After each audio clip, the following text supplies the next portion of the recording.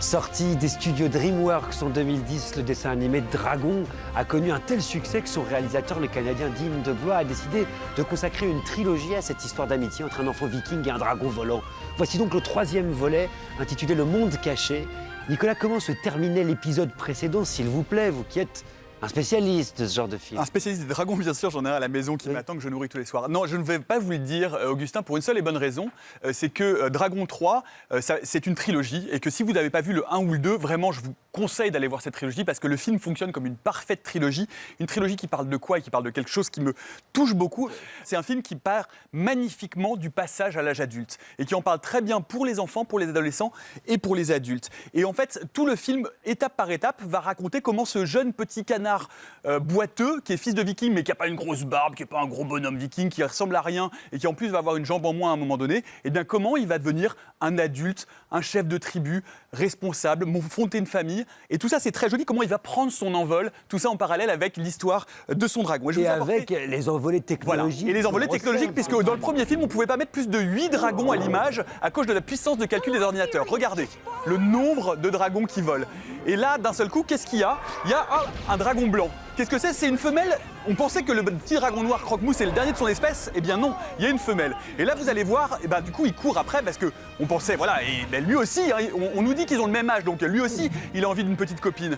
Et il trouve rien, et qu'est-ce qui se passe? Ah ben là, voilà.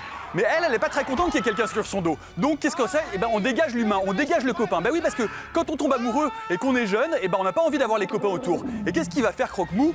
Ben, il faut qu'il choisisse la copine ou mon copain. Et voilà, et ça, c'est ces espèces de choix universels que chaque épisode de Dragon va traiter un par un dans cette grande quête, dans ce grand chemin qui part de l'adolescence à l'âge adulte. Et je vous ai amené un autre tout petit extrait que je vais vous laisser écouter qui traite une autre facette très très intéressante et assez touchante de cette trilogie, en l'occurrence de ce film. Regardez. Ça, c'est la mère de Harold et sa copine à côté. C'est difficile d'être un homme, c'est difficile d'être un chef, et surtout quand on n'est pas dans le modèle du gros viking barbu de la masculinité classique. Lui, il est un peu à part, c'est un peu le petit canard boiteux. Et puis, pour diriger, il faut pas, on n'a pas besoin d'être un gros viking, on n'a pas besoin d'être un gros viking barbu avec des gros muscles. C'est bien d'écouter les amis, c'est bien d'avoir un ami, c'est bien d'être entouré, c'est bien d'écouter sa copine, c'est bien de se construire tout ensemble, comme un groupe, comme une collectivité. C'est vraiment une très très belle trilogie, techniquement réjouissante et vraiment particulièrement touchante. Moi, j'ai pleuré à chaque fin d'épisode, je peux vous le dire. Oh, à chaque fois. Mon gros viking barbu avec des muscles, Philippe. Bah oui, c'est formidable. Non, mais je veux dire, c'est une série qui tient le coup. Et je veux dire, moi, j'étais un peu tremblant en me disant, est-ce que pour la conclusion, ça va pas être le film de trop, etc. Et c'est vrai que, parce que c'est tous les 4 ans qu'on en a eu un, et tous les 4 ans, on voit l'évolution de l'animation qui est soufflante. Là, il y a un nombre ahurissant de dragons qui tous ont leur propre animation. La texture des peaux et l'éclairage, il y a un travail sur la lumière qui est totalement... C'est-à-dire qu'au bout d'un moment, on oublie qu'on voit un film d'animation.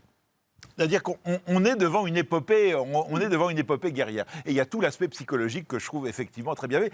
Au lieu de nous mettre des blagues pour les adultes, il réussit dans chaque scène à parler en même temps aux petits et aux grands. Et ça, c'est très fort.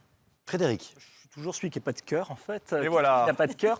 Et allez. Je me suis. Montre ton vrai visage, homme de glace. Je me suis plutôt ennuyé. Mais je ne suis pas un fou de cette trilogie, maintenant. Il y a 10 ans, j'ai vraiment eu l'impression, surtout dans le dernier quart d'heure, les 20 dernières minutes, que le film ne faisait que empiler les fins.